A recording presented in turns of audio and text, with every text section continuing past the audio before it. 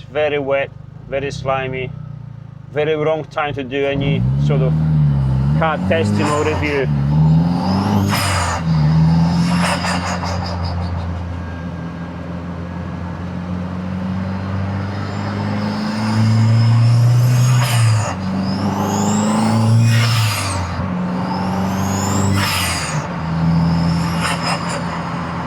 Only 2,500 RPMs because the car is still cold. So I was talking to Steve yesterday, and he said you have to make a video about it, explain it. Because as you know, if you do, if not, there you go. I had a VR5 turbo in this, and it was 500 brakes, and I was moaning about how not enough it is, and I need more, I want more. And then I removed it, and I put this in, which is barely half the power, right? And I'm loving it. I'm loving it. It's yes, I would like to have more power because again, you know, everyone does. Why not? But to be fair, 100 brakes more will do the job. I'm not looking for 700 brakes anymore. 600-700 at least. 350, 400 top. I'll be more than happy with it. Why? I'm not 100% sure, but the car drives different. The car reacts to everything different. I think the 1.8 it truly is the right combination, the right balance for it. I definitely feel less rotating masses in the engine, like we say, because inertia is a gyroscopic effect of the heavier masses inside a bigger engine. I may feel something else, something different also, I don't know, but it feels more alive. It feels more lively, it just suits the car better. There was nothing wrong with the VR5, awesome engine, awesome sound, blah blah blah. However, this, as a 4-cylinder goes, not only as a 4-cylinder goes, sounds really good, but also I heard it yesterday because I've done one pass up the hill, Steve filmed that, and I heard it, it's like, holy shit, this sounds good. I was worried that it's not gonna sound as good as the VR5 because obviously 5-cylinder turbo, this sounds amazing. This sounds amazing too. I like it, I love it, so no regrets from the sound point of view. Drivability, I just love this. Look, we're cruising 6,000 RPMs, 1,500 RPMs, touch the throttle, and she goes. Positive boost, pretty much immediate, which doesn't need to, but it just goes. It's such a lazy car to drive if you want to, just enjoyable, no effort, you know. Fair, it's just easy. Oh, come on, thank you.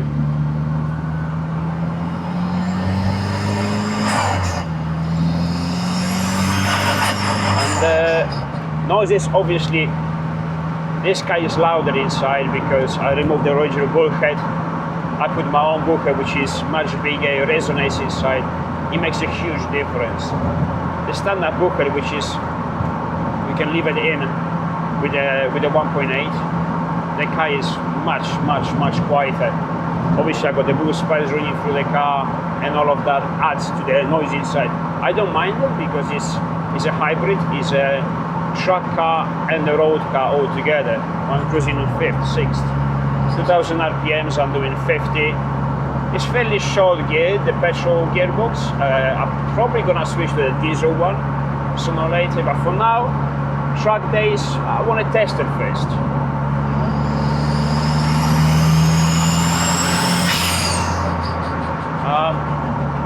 Base stock engine, and it's just, I don't know, I will almost say that gives me more smiles than the VR5 turbo at twice the power, which doesn't make any sense at all. I cannot explain it, and this is the problem. You cannot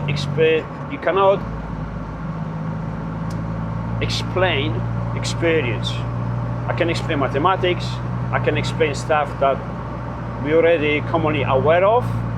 If I'm gonna tell you an onion, you know what the onion is. You're gonna cry when you cut it, because we all have the experience of it, so it can't be explained. But something you didn't have experience of, how could I explain it? You have no reference. Furthermore, it's even more difficult because I never experienced something like this. This is a paradox, because I'm building these kits, I'm doing all this stuff, and because this car was obviously so far development for the VR6 and VR5 turbo kit, and with Steve's car for 1.8.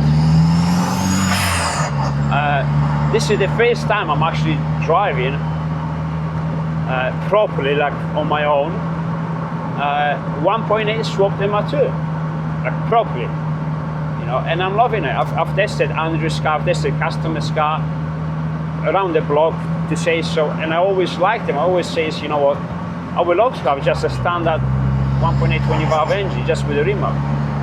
Now as I have it, and I actually took it home, you know, driving steady, driving normally, pushing it sometimes, cornering, because I took it yesterday home, and I absolutely adore this thing. It gets noisy.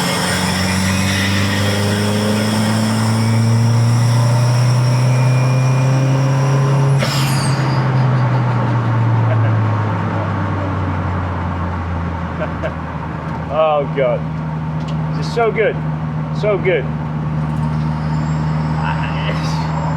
It's very strange how something that is supposed to be worse, it's better, especially when we're talking about the horsepower, right? Everyone wants, thinking the more horsepower the better, which, yeah, I agree with that.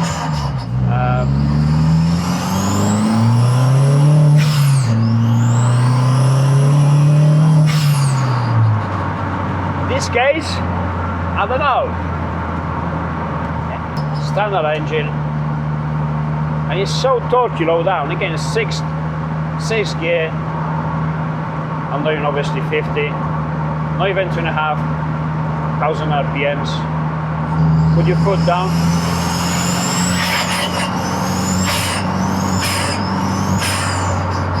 It's mega responsive.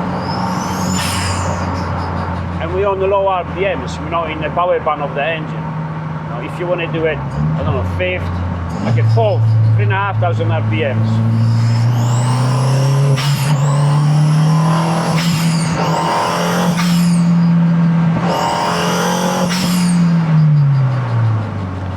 So good, so good.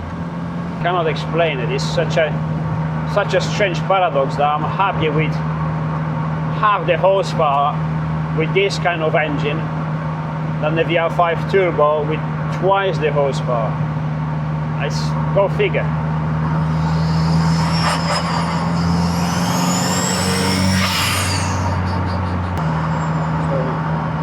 So, 6th gear, 2,000 RPMs. Check the boost gauge, yeah?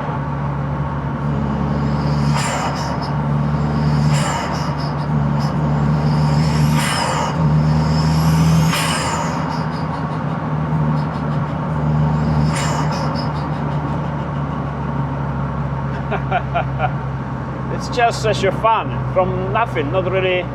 It's not 1,000 horsepower, it's only 250, about 250. And then I'm gonna slow down to 1,500 RPMs, see there? Look.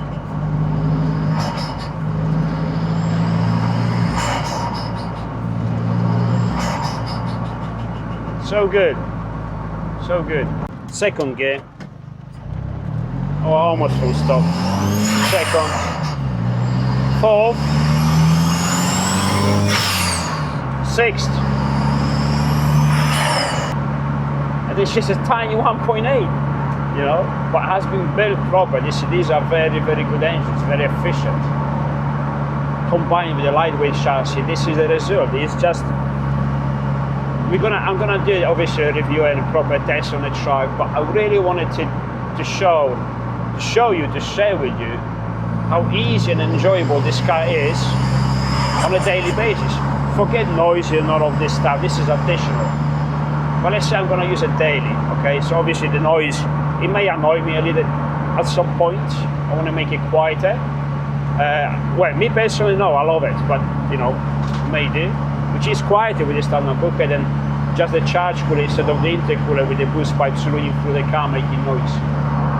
But it's just such an easy car to drive because of the torque, the engine characteristics, the gearbox ratios, the way the gearbox changes gears. I mean, fifth, fourth, fifth, sixth. I mean, the gear changes are so quick with these gearboxes and so precise because they're just good. You almost don't need a sequential shifter. Of course, you still have to remember the H pattern where the gears are, but look, no more driving, so low RPMs, so they're gonna be slower. You want a fifth? Fifth. You want a fourth? Fourth. You want a fifth? Fifth. You know, that quick.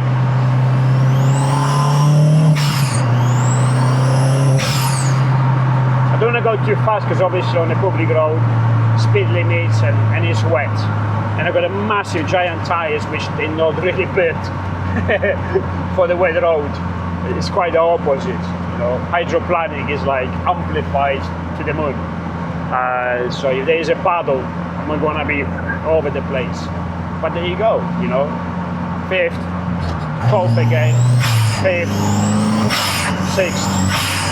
I mean, when you're changing shifts with a sequential shifter and you have the clutch, all right? So that's what you do from sixth to fifth, right? You push it forward. Same stuff. Fourth. I mean, can you go be any quicker than this? I'm not sure. Maybe, but by how much? So.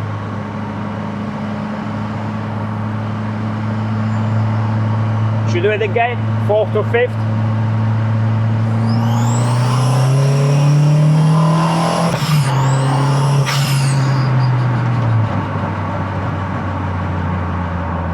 I mean, how could you not like this? This is awesome. So my idea years ago when I was speaking to Steve about this business and we concluded that we give it a shot. After obviously we start building this, and this was 1.9 TDI and it was great even with that engine. It was to transform a very well handling MR2 chassis into a perfect, you can't say perfect because it's personal, but in my eyes, a perfect driving experience car. A car that will give you everything that a dynamic driver wants to hear. So, H-pattern gearbox, so you shift gears, and you love to do it because it's pleasurable, and an engine that it gives you all the emotions that you want. Not the most powerful, because you don't need it the most powerful, but the most pleasant. And I think this is it. You know, I don't think you even need that much more power. Again, I think 100 bricks about 350 will be absolute perfection, like perfection, because you have to work for it. It's pleasant, it's very responsive. It's just, it has everything that you need, really. The clutch, it's beautiful.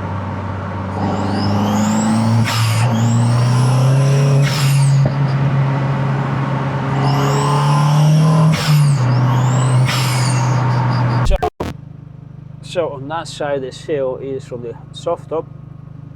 This seal is just universal one, and there's that. And that gap produces quite a lot of draft straight into my ears, so I had to add my hoodie on. What I was saying, ooh, can you stay there? Yeah, you can stay there. Stay. What I was saying in a previous video, which is the final part, the bonus video, I think it was there, or the final video of the conversion kit explanation and installation and all that stuff. Let me turn this off.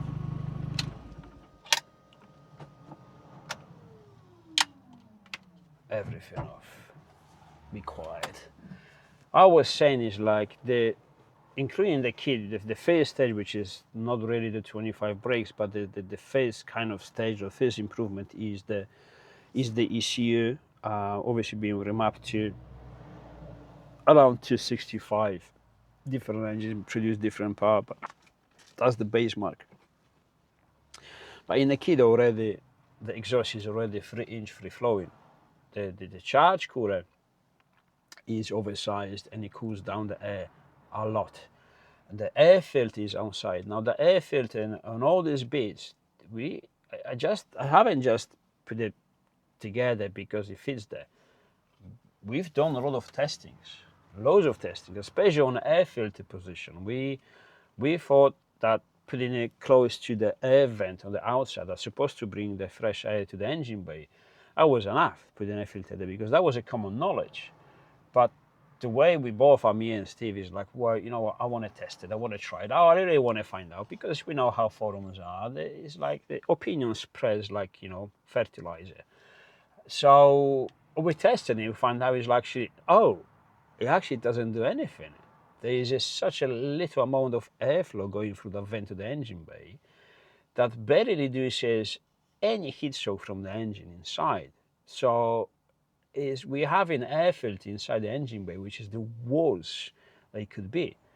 So we moved it in different places, and we found the best one. That one makes huge difference, you know. And we've done the intercooler setups. We know the charge cooler setups, different ones, and we've tested. We done some ducting. We separated the heat soak from the engine to the intercooler on the back, and so forth and forth. Andrew has the intercooler on the back, which we managed to make it work decent enough. Truck use, absolutely no. Road use, yeah, is okay, decent enough.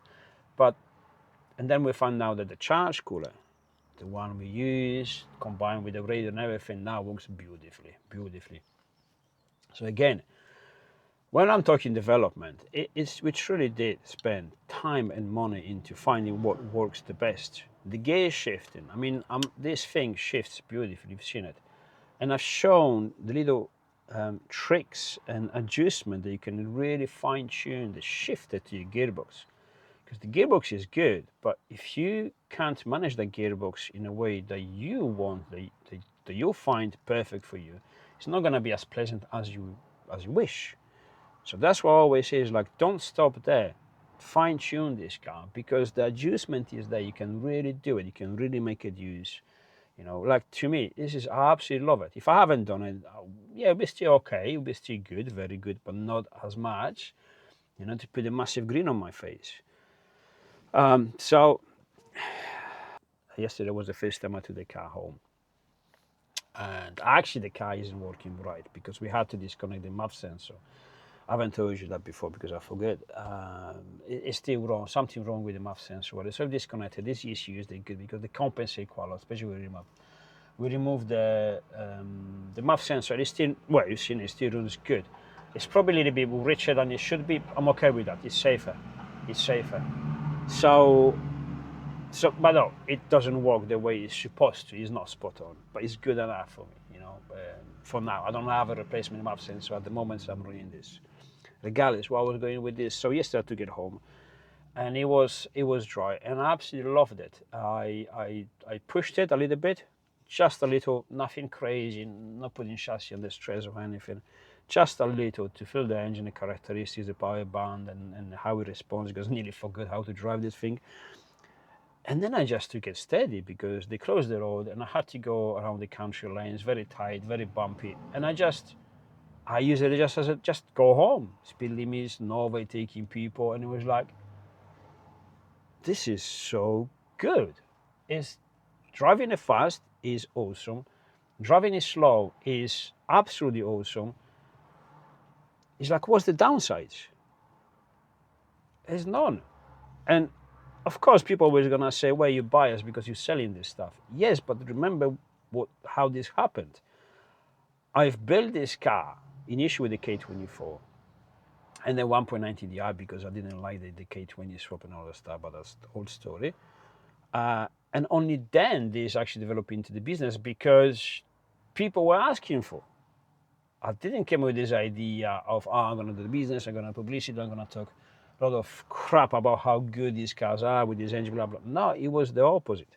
Of course, at this point, I am biased because I sell this stuff, but I'm not gonna pretend this is not good just because of risking someone's going to call me bias, my opinion bias on this. It is what it is.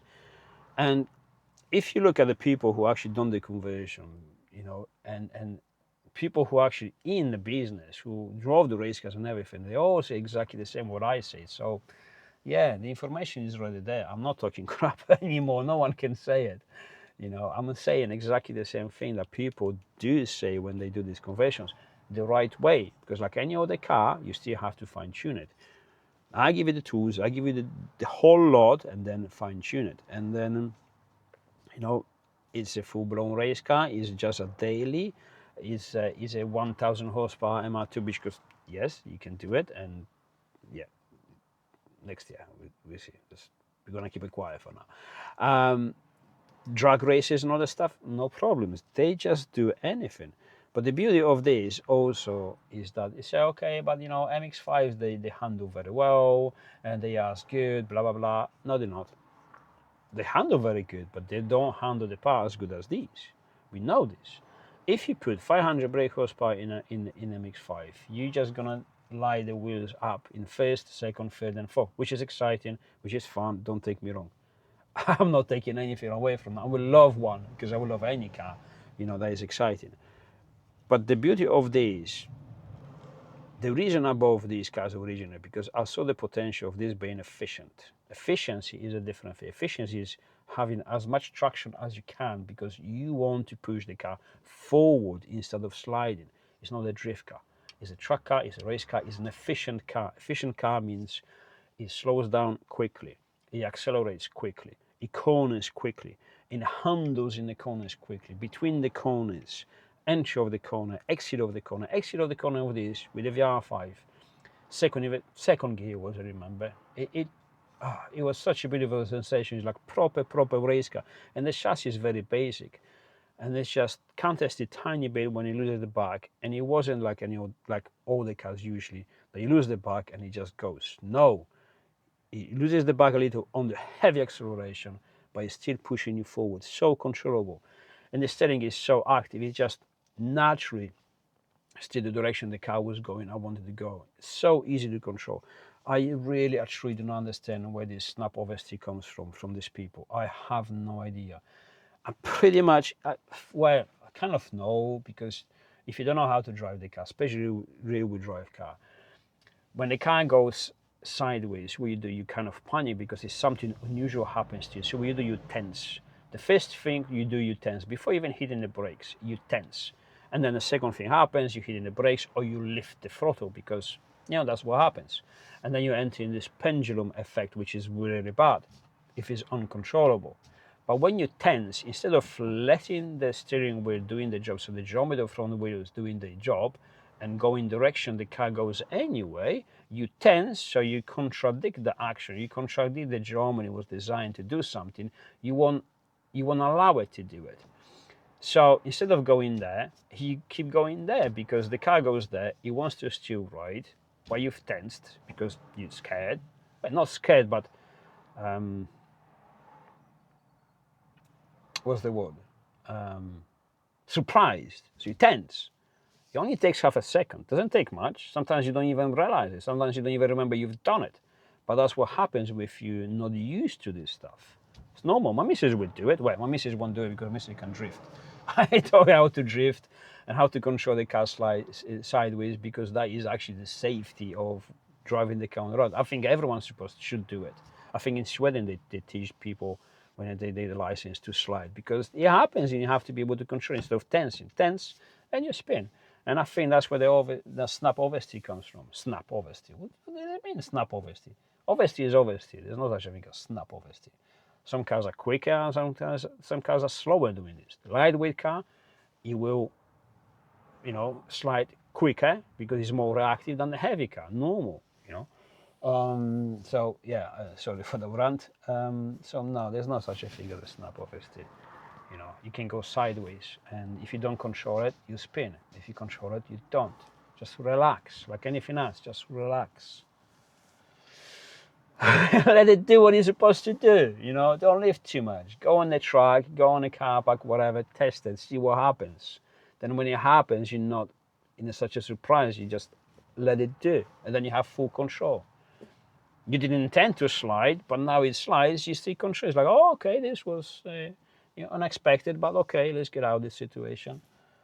That's what happens. Anyways, what I'm talking about snap oversteer that doesn't exist. I don't know what else to say about this car. It's just good. I don't know if you hear me talking before. I always say to Steve, I don't really care about cars when I compare cars to motorcycles, because I race motorcycles and that's way more exciting, which still is. It still is. I still prefer it. But now this car is just awakening a bit of a passion in me for this car again. I could have sold this car months ago. And I was like, yeah, all right, yeah, it's just business, it's whatever. It doesn't really get me. It's a frog. I know we started everything. I don't want to sell it because of that. Is the explanation behind it. Now there's emotion behind it. What are the emotions behind it? It just makes me smile. Makes me. I don't want to sell it now. It's like a kid. It's like it's my toy. Don't touch it. Don't look at it. Do you want to drive it? No. Before I could let it drive to anyone, not anyone, but it's like, yeah, test the car, have a go, jump in and have a go. Now it's like, no, I'm attached again to this. I'm very sorry. I'm very sorry that, I said I could. No, I won't. Don't worry. I think the bearings in the column are gone. I need to fix that. So I don't know. I don't think the camera shows how really good it is, because again, you can show it, you can explain it, but it is the experience, and this is the problem. Two problems. And talking about the experience, I really wanted to not build, but achieve a conversion based obviously on a really good chassis. Because I haven't built the chassis.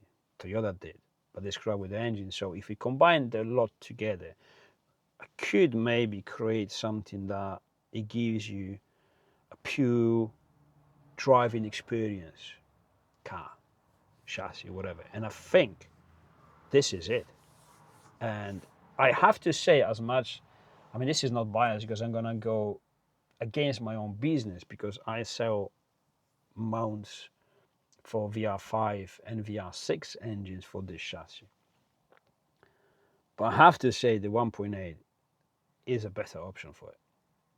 Of course, if you want to build 1500 horsepower missile, different story. Go for it. A straight line, go for it. But general use, truck car, and the pure driving experience, 100% 1.8 twin valve. The problem is, there is no way for me to explain it to you. The only way that you will understand is to actually drive it and experience it yourself, because experience cannot be explained. Period. There's nothing else to say. Until then, you can only take my word for it. I'm not asking anyone ever to trust me.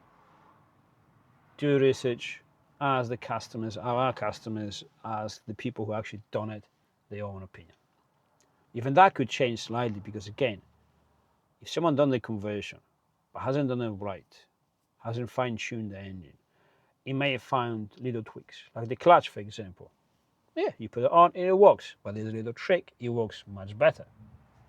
The shifter, yeah, you put it on and it works, but there are a few tricks that make it work much better, and the difference is huge. We just have to do that step forward. I've shown everything, but you have to do it. Don't rush it. Even now we have a customer. I don't know if you can ship the kit now, because I want to do it. I want to finish it next week. How are you gonna finish it next week? It takes me longer to finish them, and I know them upside down. I've designed this stuff. So don't do it, please. Take your time. Take your time. Even if it takes you a week, even 2 weeks longer, this thing is for way longer than just a week. The building process, please take it steady. Take your time. Refine everything. It surely is worth it. Please trust me on this. You will not regret it. This is a promise I can make comfortably.